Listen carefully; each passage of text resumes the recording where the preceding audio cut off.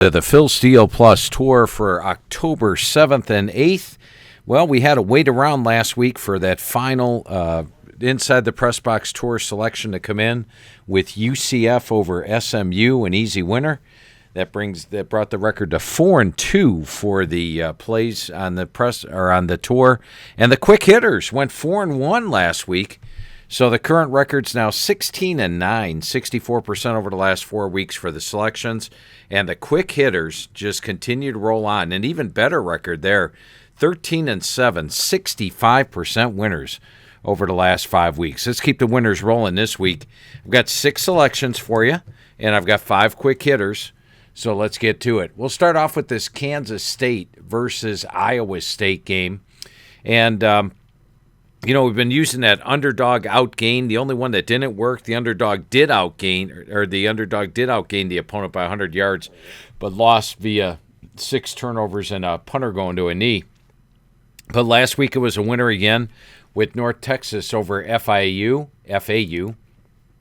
So this week we're going to take a look at Kansas State against Iowa State. And here's a beautiful thing. If you take a look at Inside the Press Box, you not only get my complete write-up on every game in Inside the Press Box, but you get my computer's forecast, which I love. It's something that's vital.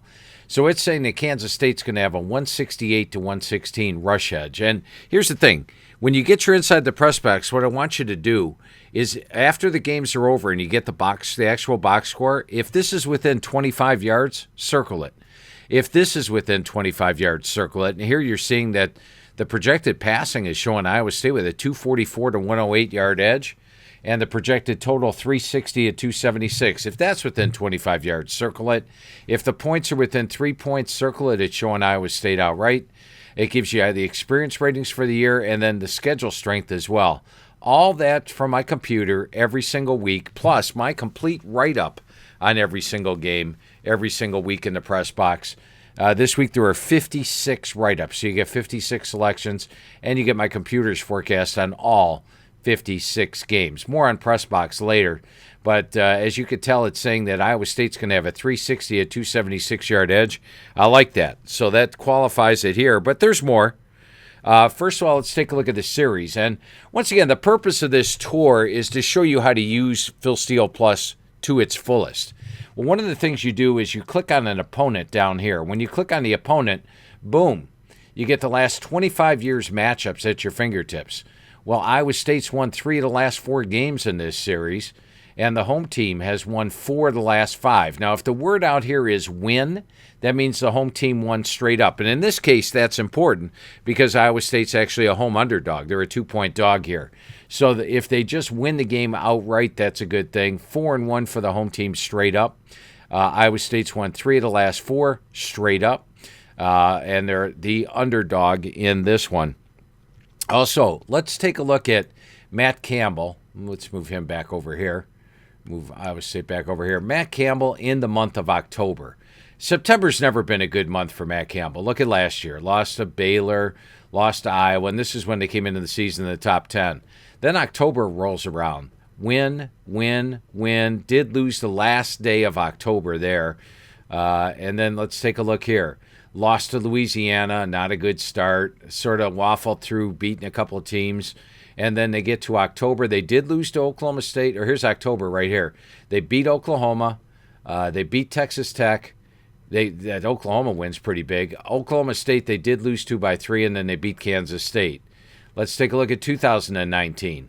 Once again, they barely get past Northern Iowa. They lose to Iowa. They lose to Baylor. Rough September. Get to October, they beat TCU, they beat West Virginia, they beat Texas Tech, and they lose to Oklahoma State by 7. This September of 2018, they lose to Iowa, they lose to TCU. They get to October, they beat Oklahoma State, they beat West Virginia, they beat Texas Tech, they beat Kansas. So this is an Iowa State team that I'm not going to go through every single October with you, but 29-9 in the month of October against the spread for Matt Campbell. Struggles in September, gets the team righted in October. Guess what? It's October. So now we go to how they do straight up and against the spread in Big 12 home games. They are 9-1 straight up, 9-3 against the spread in Big 12 home games. They did lose to Baylor this year, But last year, if you look at their home games, they beat Kansas, beat Oklahoma State, beat Texas, and beat TCU. The previous year, they beat Oklahoma, they beat Texas Tech, they beat Baylor, they beat Kansas State, they beat West Virginia. So 9-1, their last 10 Big 12 home games over the last 3 years. And last week, if you followed that game against Kansas, which they lost, they were actually had a 313 to 213 yard edge, 20 to 10 first down edge, missed 3 field goals in that game, and ended up losing by 3 points. Plus, Matt Campbell's outstanding as a home dog. How about 9-3-1 against the spread? So the computer says Iowa State has the yardage edge. They do great in October. They're great at home. They're a great home dog. I'm going with Iowa State +2 over Kansas State as your first official selection here. Remember, 16-9, 64% over the last 4 weeks. All right, let's get to your second selection. We have a home dog. Now we're going to go with an away favorite. We're going to take Ohio State on the left and Michigan State on the right. Remember, Michigan State finished the season last year 11-2 and in the top 10. I pointed out in the magazine numerous times that Michigan State was actually minus 63 yards per game in Big Ten play. Now, that's more indicative of being a 3-6 team in Big Ten play rather than going 11-2 and finishing in the top 10. I thought they were a fake team last year, and look what's happened. They did beat Western Michigan, but that game was closer than the final. They put in 2 late touchdowns. And once again, right here, I want to thank Ted Ganji over at collegepressbox.com for allowing us to put these box scores up on every single game. Now, I go through the play-by-play of every single game every Saturday night and Sunday morning, all the way through Sunday and into Monday, going through the play-by-play of every game. As you can see here, if you just want to look at how the game was played, Michigan State led 21-13 late in the fourth quarter. And with 6:28 left, they finally got a touchdown to get some margin, and then they added a 43-yard TD pass a couple minutes later, a lot closer than the 35-13 final. Then, of course, they beat Akron, big deal. Then lost to Washington. But once again, if you look at the Washington box score and go back through it, you see that they actually trailed this game 39-14. Garbage touchdown with 6:51 left. Garbage touchdown with 5:17 left. So 14 of their points came in garbage time versus the backups. The next week against Minnesota, what was the score? They trailed this one 34-0. Got a garbage touchdown with 17 seconds left. So their offense can score if it's late in the game and they're facing backups. They can score a touchdown or two. So their offense is not even as explosive as this is showing with just 28, 7, and 13 points the last 3 weeks. They have been outgained by 138, 268, and 168 yards. The only team they outgained were Akron and Western Michigan. So this is a Michigan State team that is clearly struggling and clearly not even as good as the scores would indicate. You take a look at Ohio State, and I felt this year that with the addition of Jim Knowles, it was going to take their defense a few weeks to get rolling. They played pretty good defense early on, but they're getting better and better every week. They're holding opponents to 141 yards per game below their season average. The offense is putting up 249 yards above their season average. Now, this shows you half times, which is very important. As you can see, they led Wisconsin 31-7 at the half, Rutgers 28-7, Toledo 42-14. The Notre Dame game and the Arkansas State game, they struggled early, but they've been playing a lot better ball. Let's take a look at last year. Last year, they beat Michigan State 56-7. Look what it was at the half. At the half last year, let's go find a game, 49-0. 500 to 116 yards. It wasn't even a game.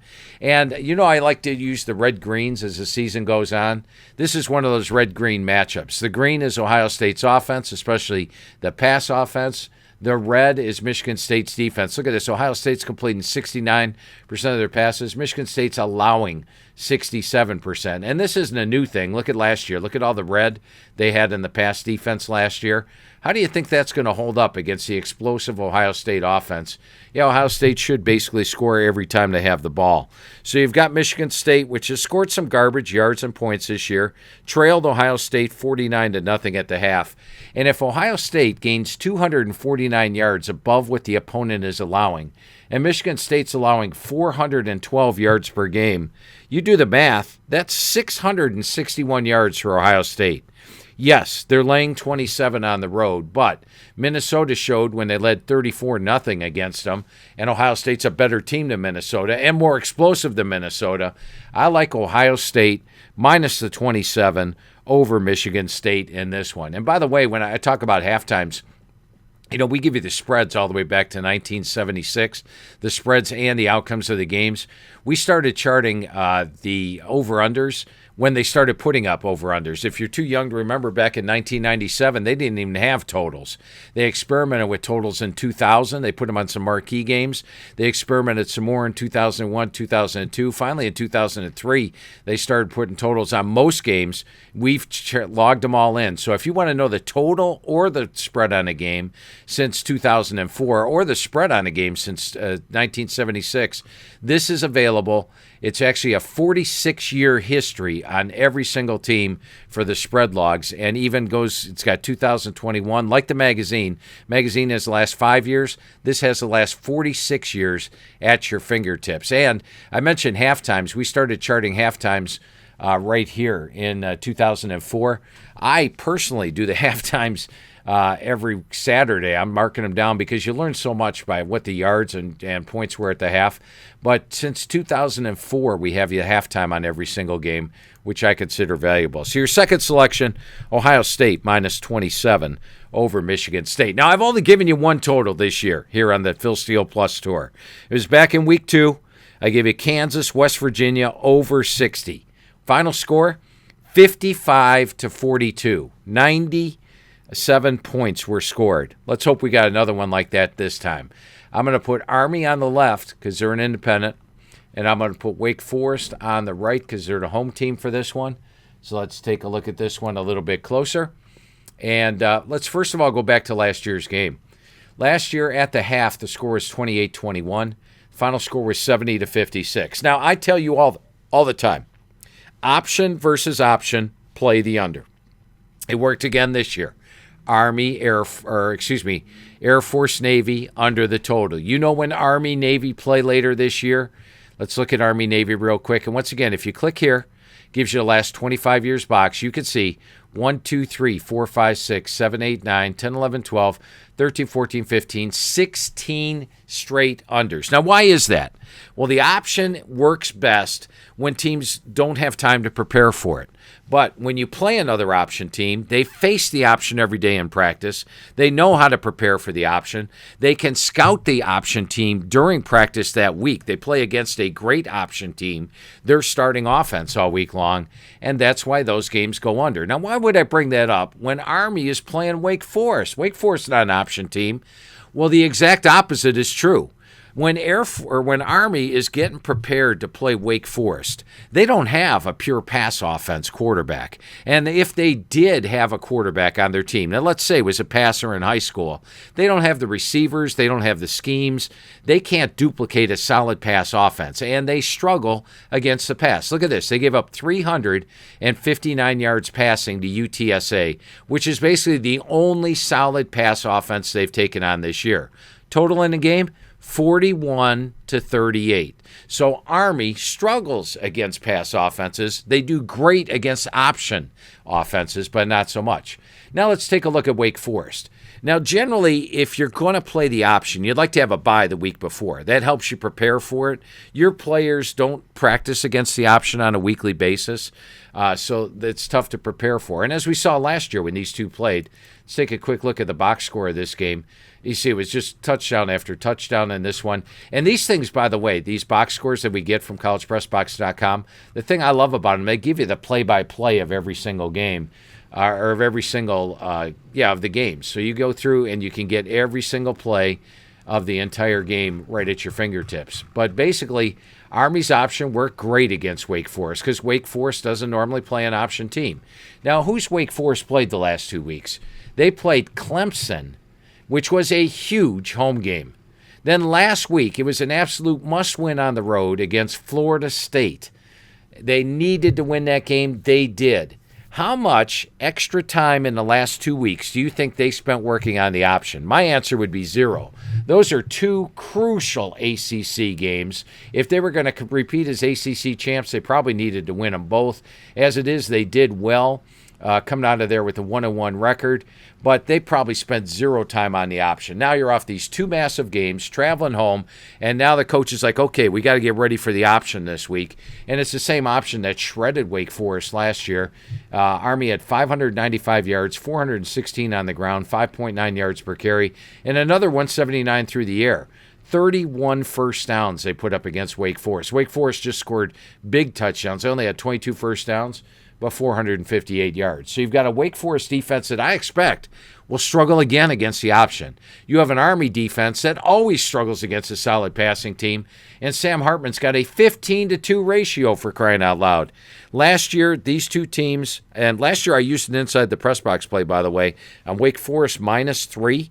They won 70-56. That's 126 points. Cut that in half, and you're just about at this year's total of 65.5. I like over 65.5. Let's hope it has as much success as we had with the last totals play that we used, which was at Kansas, West Virginia over. All right, I've given you 3 selections. Time for a quick commercial break, but it's not just a commercial. It's telling you you can get a great price. I appreciate you guys taking the tour with me. You know all about Phil Steele Plus, and for the first time all year, and it might be the only time all year, I'm discounting Phil Steele Plus $10 this week. If you use the code PressBoxPlus, you can get Phil Steele Plus for just $89. And with Phil Steele Plus, you get all this. You get the team pages for the FBS, which you know all about. You get the team pages for the FCS, which we'll go over. You also get the team pages for the NFL. You get NFL ATS logs, which are up to date, and we have all the logs. If you want to know the spreads on any game, here they are. All the spreads for this year's games up to date. There's your logs. For the college, all your spreads up to date for the NFL. There's your logs. We're also going to have that for the FCS. I believe we could have it up next week. We'll have the FCS lines. You get injuries and transfers updated. These are all the players that are gone. You could circle your magazine. Let's go back to the NFL for a minute. You'll get the strength of wins, pain of losses. Now, Todd hasn't updated that yet, but he'll get that updated for you. It tells you that your wins, and then you get credit for every opponent you beat. But then the same thing with losses. If you lose to a team, you get credit for every team you lost to. That'll be updated for you next week. You get, with the NFL, you can get the offensive and defensive YPG versus opponent averages. This is last year's. Todd will have that up to date for you next week once again. And then you take a look at FCS information. You get the team pages. You get links of interest, and the FBS information is where you get the most. Pass efficiency defense, Illinois is number 1. Penn State's number 2. This takes into account the strength of opponent you play as well. If you play 3 option teams and hold them to less than 100 yards passing, that's not a good thing in my pass efficiency defense ratings. Special teams ratings, Oklahoma State's taken over the top spot in the special teams ratings. San Diego State second. I had Michigan number 1 at the start of the year. They're slipping a little. They're down to number 13. We'll have to see if they can reclaim that top spot. You get power ratings updated, and this is FCS and FBS both have power ratings. You get the strength of wins, pain of losses. Once again, Todd hasn't updated this yet. He'll have that updated for you next week. You get the YPP offense. Who's got the best yards per play on offense? TCU, after they shredded Oklahoma. Ohio State's averaging 8 yards per play. Alabama 7.8. Tennessee 7.4. Looky there, Kansas 7.3 yards per play. Who's got the best defense? Look, this is interesting because Illinois. Oh wait, that's defensive yards per game. Let's go to yards per play. Yards per play defense. Iowa and Illinois are playing each other this week. Iowa's allowing 3.7 yards per play. Illinois 3.8 yards per play. North Texas 3.8 yards per play. Cincinnati 3.9. I find these invaluable as well. Also, we keep track of the opponent averages, offense YPG versus opponent average. And what this does, take the opponent and get every game except for the game you played them and get their average yards. Then how many yards did you put up? Ohio State's averaging 249 yards above what opponents allow. So if an opponent allows 400 yards per game, Ohio State's gaining 649 yards against them. Surprisingly, Georgia's number 2, Tennessee 3, Oregon 4. North Carolina's been great on offense all year. They're 5. Alabama's up there at 144. James Madison's doing well. Here's your defense. for defensive YPG versus opponent average. And these are, of course, right here on the pages. Here's your offense. Here's your defense. Here's your totals right here. I found those invaluable as the season goes on. James Madison actually holding opponents to 211 yards per game below their season average. Everybody knows about Alabama's offense. Their defense holding opponents 184 yards per game below their season average. And looky here, Iowa State holding their opponents to 176 yards below their season average. So go back to that Iowa State that we had as selection 1. That makes it look even better. But all this information is at your fingertips on every single FBS, FCS, NFL with Phil Steele Plus. And as mentioned, this week it's just $89. Or you get it free with any Inside the Press Box subscription. I showed you the computer forecast. You get my forecast on every game. College Press Box for the rest of the regular season. There's $20 per issue. There's 9 games left, or 9 issues left. That's $180. Right now on the website, it's $139. But if you guys log in, Press Box Plus, you can get Inside the Press Box for just $109 for the final 9 issues. That comes out to a little over $10 an issue, almost half off. Plus, you get Phil Steele Plus absolutely free. So you're getting an $89 value free. You're paying basically $20 for College Press Box. If you get the NFL Press Box, it's $20 per issue. There's 14 issues left. That's $280. Right now, just $109. That's, once again, well below half off what the price is. Now, those regular season only. The postseason is discounted to $89, or you can get the pigskin package, which is College Press Box, NFL Press Box, and by the way, the NFL Press Box, 21-15 last year. Postseason Press Box, that's 4 bowl issues, 4 playoff issues, and Phil Steele Plus, all for $209 with this code, PressBox Plus. So the code is PressBox Plus. You can do that, or you can even call our offices on that at 866-918-7711. Go to philsteele.com, log in PressBox Plus, or call 866-918-7711 and mention PressBox Plus. You get $30 off of the PressBox subscription, $10 off Phil Steele Plus, and that whole package, everything I mentioned above, just $209 right now. That's today, PressBox Plus. All right, let's get on with game number 4 here. And we're going to take a look at Utah and UCLA. 2 things I like about this, and one thing that I'm really starting to get excited about with the Phil Steele Plus is the last 4 weeks. What the last 4 weeks does is it gives you the current form of how the teams are playing. I actually put UCLA on the left. They're the home team. But maybe I did that mentally because Utah's going to have about 15,000 people at this game. UCLA's been averaging about 15,000. They had close to 40,000 last week against Washington. But you got to figure Utah might have almost half the crowd here, and they're going to be loud. So crowd edge, pretty neutral for this one. I think that gives you a little extra line value on Utah this week. But I mentioned the last 4 weeks. You could see UCLA open up strong. They were a 123.7 grade week 1. But since then, the last 4 weeks, they're only playing to a 98.9 grade. Here's their game grade for the season, 103.9. You can use that. They're number 40 in the country. 98.9 the last 4 weeks. This also tells you over the last 4 weeks they're plus 95 yards per game. Really a good indicator. Use this line during the season. You know, a lot of folks will remember what happened in September. When it gets to be here, you want to know what they do the last 4 weeks. What kind of form are they in? We see teams at the end of the year play better than they did at the start of the year. We see teams go weaker. This is your indicator right here. Last 4 weeks, use that on Phil Steele Plus. Now we look at Utah. They lost to Florida in the opener, but look what they've been since. 4-0 straight up and against the spread. These are dominating wins. In the last 4 weeks, they're plus 220 yards per game. They are playing to an average game grade of 115. Now, on the season, they're already playing to an average game grade of 113.5, and I will give you the average game grade rankings. I think I'll tweet it out on Friday. How the computer has it. And remember, the average game grade out here has nothing to do with a starting power rating on the team. It doesn't care who the team is. Any team that plays Florida and loses 26-29 with a minus 5 yard edge gets a game grade of 107.9. Doesn't matter who you are. It could be Alabama. It could be Akron. It only matters who you played and what you did in the game. That's why these are so valuable. There is no beginning power rating on this. It's only what you do during the season. And right now, Utah's number 8 in the country. So you have very little home edge. You've got Utah playing to a 115 level the last 4 weeks versus a 98.9. That would put you at 106 or at 16.1, and they're only minus 3.5. And then your clincher, when you click on the series, Utah against UCLA, look at this. Utah has won the last 5 straight up.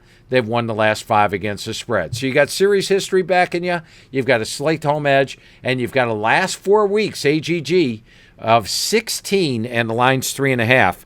We're taking Utah minus 3.5. All right, let's get to your 5th play. Stanford and Oregon. And, last week I had that Wake Forest, Florida State one where I said I argued with my computer. I argued with my computer again on this one. When you look at Stanford, I'm going to put them on the right. When you take a look at Oregon State, I'm going to put them on the left. Now, last year, as you recall, I used on inside the press box, I used right here on the Phil Steele Plus tour, my red-green game. And if we go back to that, we're going to take a look. We had Stanford with all this red, especially in rush defense and rush offense. Look at all that red. And I said, okay, Oregon State's got all this green. We're talking about rush offense, rush defense. They had a lot of good factors going for them. My red-green game, even with Oregon State off 2 losses, was Oregon State minus the points over Stanford. Now, Stanford had a backup quarterback, and that's something that you can check on yourself. You just click on the individual player stats right here, and you can see that last year when they played Oregon State, it wasn't Tanner McKee. It wasn't Jack West. It was the true freshman Ari Patu. Ari Patu had exactly 2 passes of experience, 1 of 2 for minus 3 yards against Utah.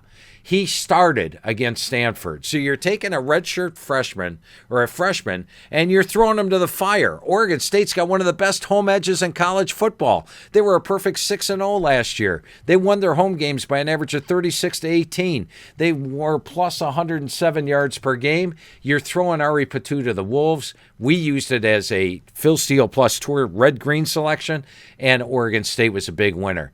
Now I'm on the other side of the game. It is no longer a freshman quarterback being thrown to the Wolves. It's Tanner McKee. And Tanner McKee's not having a bad season at all. Tanner McKee's got an 8-4 ratio this year. He's throwing for 260 yards per game, hitting 64%. We got a good quarterback. Now, when Stanford played USC right here, their students were not on campus. School hadn't started yet.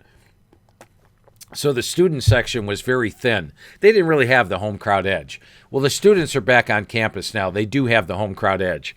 Coming into the season, Coach Shaw felt they would be a better team. And look who they've played. USC, top 10. Washington, they were up there last week until they lost to UCLA. Oregon, one of the top teams in the country. 3 ranked teams, that's who they've lost to. They actually had a 33-24 first down edge against USC. They were only out first down by Washington 23-18. The Oregon game, while they were only out first down 23-22, I will point out Oregon did lead 31-3 at the half. But those two are on the road against 2 of the toughest road venues, Washington and Oregon, Autzen Stadium, Husky Stadium, 2 of the loudest venues out there. Now Stanford's back at home. And what's Oregon off of? Oregon State, they're off that massive home game against USC. Last week they traveled to Utah. Utah's a tough venue, and now they're traveling again for a 3rd week. They got a big home game on deck against Washington State. If we look at the individual player stats, you'll see that last week for Oregon State, Chance Nolan got hurt. It was Ben Gulbranson that came in, 12 of 21 for 177. There's a chance Nolan could return, but it might be Ben Gulbranson at the starting quarterback spot. And that's really in the second half. It turned into a blowout. It was 21-13 at the half, but they lost 42-16. And as you could tell, the yards weren't there in the second half for them. So you have an Oregon State team that's probably in a letdown spot after 2 huge games back-to-back, now traveling again against a Stanford team in a circle the wagons, backs to the wall home game. Oregon State's been an away favorite 3 times recently. 3 times. They have not only not covered those games, They have lost all three outright. In fact, Oregon State's just 6-17 straight up on the road. And as mentioned, Stanford had a 33 to 24-yard edge against USC. If we go look at the box score of this game, and this one we're not just going to look at the scoring drives, we're going to go take a look at the drives themselves. Hopefully they've got that in here. Take a look. There it is. Stanford got down to the USC 2-yard line, and they fumbled. And Stanford also got down to the 4-yard line and was intercepted in the end zone. So they had two drives deep in USC territory, which ended on a fumble. And this one here got intercepted in the end zone. Or else they only lost that game by 14 points. Now they're a 7-point dog to Stanford. And you've got the home crowd, which is something they didn't have against USC. Add it all up. I like Stanford +7 over Oregon State. The AGG, I told you I argued with my computer. The AGG does have Oregon State winning this by more than the spread. So this is one of my computer argument ones. I'm going with Stanford +7 over Oregon State. Don't be surprised if it's an outright upset. All right, let's show off these. You know, this FCS stuff has just been easy so far. It's never easy. Don't get cocky. Don't think it's going to be easy, but let's hope we got some more magic coming on with the FCS. And one of the reasons the FCS has been really good is we give you more up-to-date information on the FCS than you can find anyplace else. Now, my top play, one of the top 6 plays here, Elon is hosting Towson, and they're -17. Let's take a look at Towson. Remember, you get the forecast on every single team. You could read about Towson from last year, every position broken down, offense broken down, defense broken down, and where they are here. Towson was a 4-win team last year. They opened up beating Bucknell and Morgan State, a couple of weak teams. They got blown out by West Virginia. They lost to New Hampshire by 23. And here's the interesting thing, and I found this out last night. I do a lot of work on this turf for you guys. Here's the Delaware game, and I found this fascinating. They only lost to Delaware. Delaware's a really good team. They were picked 2nd in the Colonial Conference, and they only lost to them by 14 last week. So that might have you saying, oh, wait a minute. I went through the play-by-play of that game. First of all, Delaware had a 534 to 159-yard edge, 30-9 first downs. And here's the kicker. You're going to love this. At the end of the game, Delaware is up 24-3. They've already got stopped on downs twice and missed a field goal. They should be up more than 24-3. They've got the ball. They're at Towson's 11-yard line, 2nd and 7. We're in the final minutes of the game. They're about to make it 31-3. Throws a pass, intercepted, 97-yard interception return for a touchdown. People looking at the final score, and the reason why this line is 17 today, you look at the final score and say, wow, they only lost to Delaware by 14. You watch that game or go through the play-by-play, Delaware really won that game by 28, 31 points, is what they should have won by, especially with a 534, 159-yard edge. So not scared about that 14 points. Now, let's take a look at Elon. I want to show you a guy at Elon here, Matthew McKay. Does anybody recognize him? All right, you did. Congratulations. NC State's quarterback, not starter, but he was there, a highly touted recruit. How's he doing this year? How about a 12-1 ratio? Matthew McKay is an FBS quarterback playing in the FCS. He's also run for 221 yards. They actually outgained Vanderbilt, 495 to 425. Had a 23-17 first down edge. They beat Wofford. Now, Wofford's not a good team, but they beat Gardner-Webb. Remember, Gardner-Webb took Coastal Carolina to the wire. They beat William and Mary, but only by 4. But there's a difference between William and Mary and Towson. William and Mary's only loss of the year, Elon. That's a good thing to see. And then Richmond, another team that was picked high in the Colonial. Both teams, Elon was picked 5th. I believe Richmond was picked 3rd and William and Mary 4th. Let's go take a look at Richmond this year, see how they've been doing. Are they anything like Towson? The answer is no. Their losses were to Virginia, and their loss was to Elon. Other than that, they won their 3 games. So you had 2 really good teams they just beat. They have played 4 really good teams. Wofford's not a good team. 4 really good teams and done well. Now they're taking on a Towson team that's coming off a misleading final, one where they should have been blown out. Last year, this is a Towson team that only won 4 games. Elon struggled in the spring, got better here, and now Elon looks like a legitimate contender in the Colonial. I'm going to take, oh, by the way, the AGG, which really helps me out here, has Elon with 84.2 as the level they're playing at this year. Towson is playing at a 54 level. Take the 84.2, you got a 32.1 difference. Add in the 3-point home field edge. This should be Elon by 35.1. They are laying 17. And last year, they went into Towson and won 37-14. They won the game by 23 on the road. Now they get them at home. So add it all up. I like Elon minus 17 over Towson. Well, the quick hitters. Some of you guys are complaining about 3-2, 3-2. You always are happy when you're making money. Last week's 4-1 pushed it to 13-7, 65% over the last 5 weeks. Let's get you 5 quick hitters for this week. First of all, Mississippi Valley State is at home against Alcorn State. Let's take a quick look at this matchup. Alcorn State's a good team. They're one of the best teams in their conference with Fred McNair as the head coach.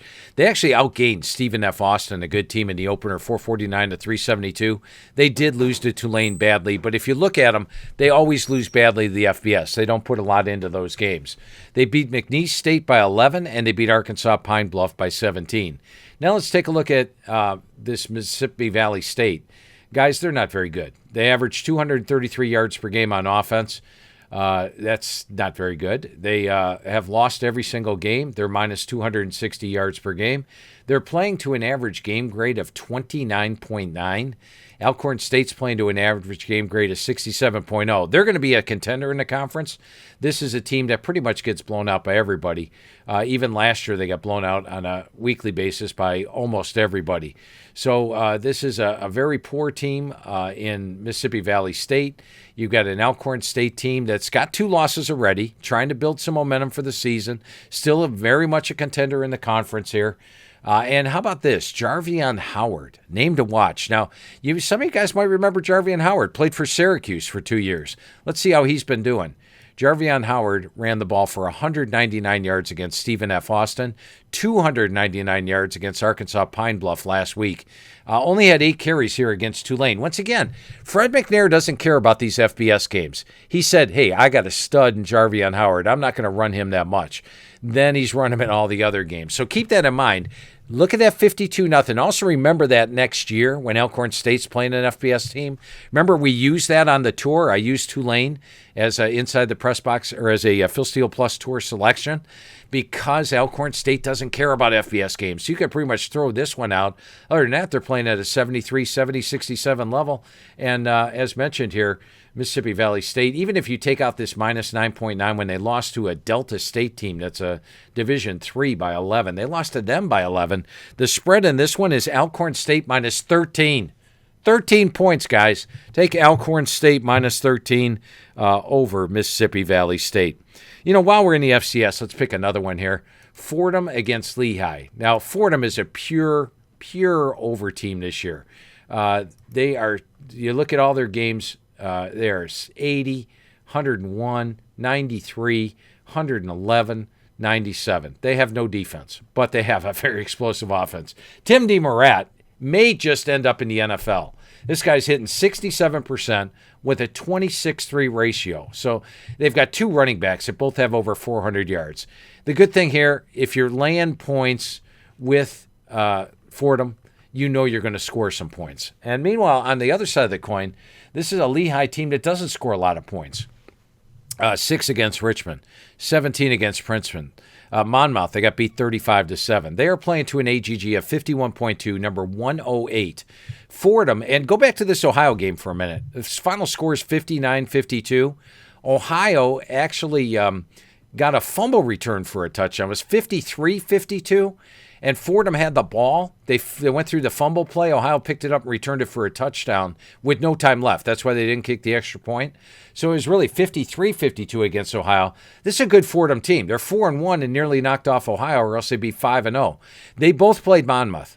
Monmouth, these teams, if you look at Lehigh, they lost to them 35-7.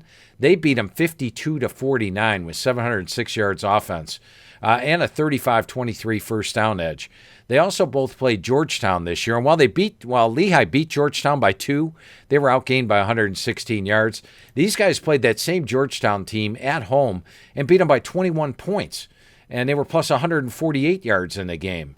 Now they're at Lehigh, yes, but it's not like Lehigh's a juggernaut at home. At home against Yale, they lost 34-0. Princeton 32-0, Villanova 47-3. So when they play a good team at home like Richmond 30-6, Monmouth 35-7, they don't do very well. So I'm not concerned about having a big home field edge here. But even if you gave them a 3-point home field edge, that's 54, you still have to like Fordham -10 in this one. And this is another one, guys. Pay attention.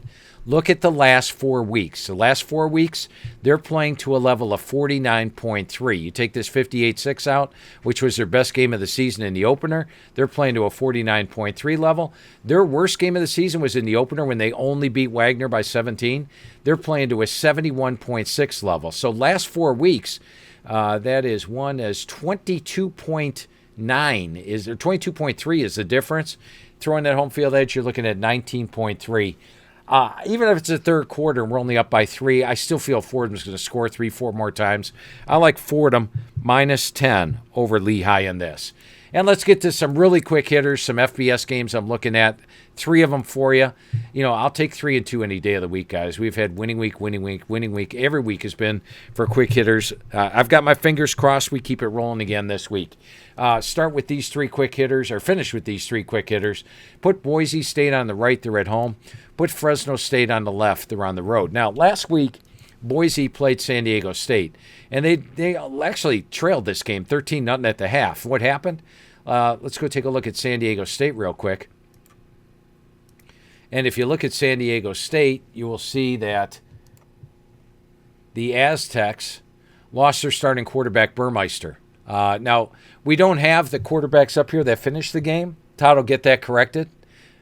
Next year, and Todd had told me he was going to do this year, that we'd actually have 5 quarterbacks up here, that this doesn't happen, but he'll get that for you. If you look at, we'll go figure it out here. Let's go to Boise. And once again, this is helping you navigate philsteele.com. If you click here on the box score, let's go see who the quarterbacks were for that game. Let's go find our information ourselves. We see that it was Louis Amumavi hit 0 for 7 for 0 yards, and Kyle Crum was 0-1 for 0 yards. Their backup quarterbacks were not good. Boise rolled it out. So that would normally raise a red flag for me. Okay, Boise did their damage against a backup quarterback. They outscored him 35-0 in the second half, and in the second half, San Diego State had 0 offense. I'm going to have to double-check that halftime because it's showing 148. I'll do that later. I'm not sure if this 148-102 is correct. It might be reversed. But let's take a look at Fresno now. Fresno was doing well. They played Oregon State tough. They were playing USC tough, and then they lost Hainer at quarterback. In the second half, they got blown out by USC. Well, they didn't have Hainer last week against Connecticut. And guess what happened? They lost to Connecticut 19-14. Guess what? Hainer's not playing this week.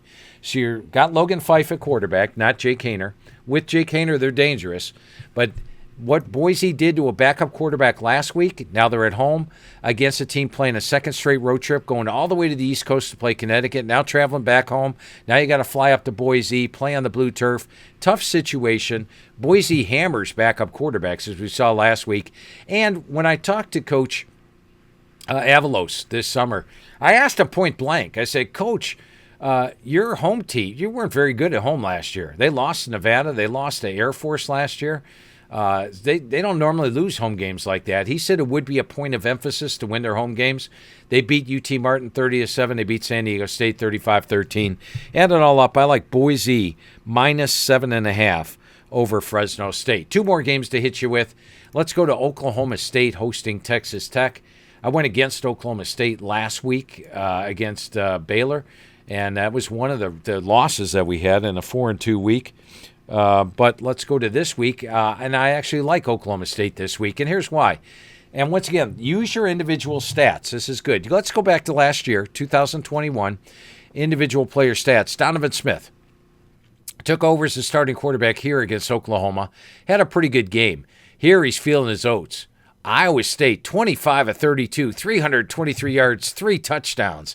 The next week they are at home against Oklahoma State. You would expect a good game. Ouch. 9 of 29, 83 yards. And look at this. They got shut out in that game. 23-0 at home in Lubbock. And that was their first shutout loss I'm going to say in 300 some odd games. It's been a long, long time. We could right now go here in the last 449 and see if we can find a 0 in here somewhere for the last time Texas Tech was actually shut out, but it was like 300 some odd games. So Donovan Smith is having a good year, but still an 11-7 ratio and really struggled against this defense last year. Oklahoma State impressed me a lot last week against Baylor, and I think taking on Donovan Smith now on the road where Oklahoma State's very loud, we got one of the better home edges out there. That crowd's rowdy the whole game. Spencer Sanders cut down on the turnovers this year, 11-2 ratio. I'm going to go with Oklahoma State -9 over Texas Tech. And your final one we look at, Georgia is hosting Auburn. We're going to put Georgia on your right and Auburn on the left. Now, if you watched Auburn's game last week, I mean, they had a 438 to 270-yard edge against LSU. They led that thing. Once again, go back to the box score. They led that game 17-0. They gave up this crucial fumble return for a touchdown, which really changed the momentum of the game. And then they gave up a late touchdown before the half and had some missed opportunities in the red zone, ended up losing by 4 to LSU. But they're not playing bad. They beat Missouri. The Penn State game, they actually, at the half, had a 242, 207-yard edge. They settled for 2 field goals for trailing 7-6, gave up a late TD before the half. So Auburn is playing decent this year. Playing to a 99.9 level, and their defense is holding opponents to 76 yards below their season average. The offense 54 above. When you look at Georgia, you know this. They're a poor home favorite. They only beat Stanford by 33. They only beat Kent State by 17.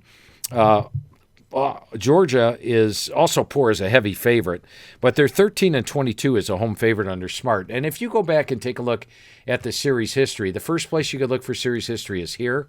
Last year, when it was -15 for Georgia, that was the largest they had been favored. They were favored here by 15.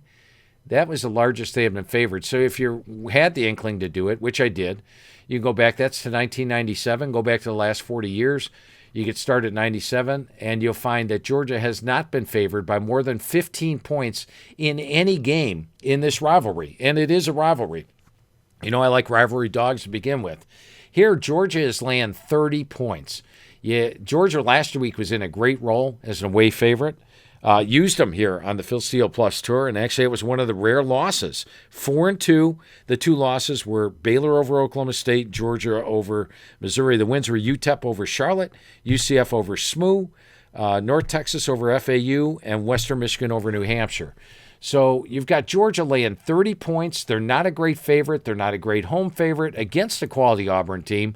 And this is by double the largest point spread they've ever laid in the series history. I'm going to take Auburn +30 as your final play. Well, there you go. I put a lot of work into this on Friday night. I know it takes a while to go through it, but once again, I want to show you how to use Phil Steele Plus to its fullest. Maybe one of these days I'll come in here with an NFL selection, but you know the NFL pages are completely updated each and every week. Browns had a loss last week, I believe, to Atlanta.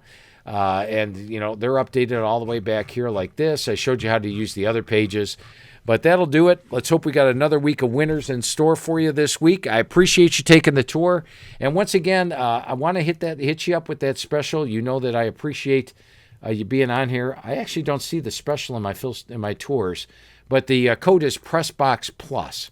PressBox Plus is your code for the tour. For some reason, it's not on my my list here. Let me see. Nope, it's not on there.